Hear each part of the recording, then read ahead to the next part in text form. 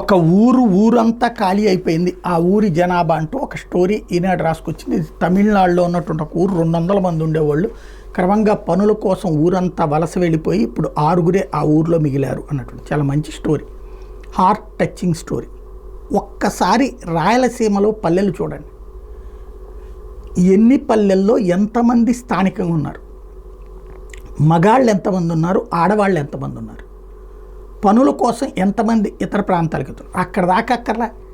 హైదరాబాద్, బెంగళూరులో ఉన్నటువంటి వాళ్ళల్లో ఎంతమంది ఆంధ్ర వాళ్ళు ఉన్నారు, ఎంతమంది తెలుగు వాళ్ళు ఉన్నారు. ఇక్కడ మనం ఎక్కడియో చెప్తున్నాం.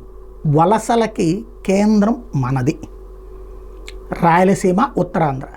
హైదరాబాదులో ఏది పని మనుషులుగా, లేకపోతే కనుక వాచ్మెన్లుగా, కర్రీ పాయింట్లో పనిచేసే వాళ్ళ దగ్గర నుంచి అంట్లు తోమేదాకా అనేక మంది మనవాళ్లే ఉన్నారు.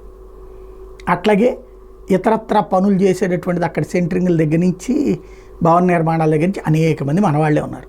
ఇక్కడ ఈ పల్లెలలో ఉపాధి దొరకక ఎతుక్కుంటూ అక్కడికి పోతున్నటువంటి వాళ్ళు వీళ్ళంతా కూడా. కాబట్టి మనం అవతలది రాస్తున్నాం, మాట్లాడుతున్నాం, మన దగ్గర చాలా ఉంది.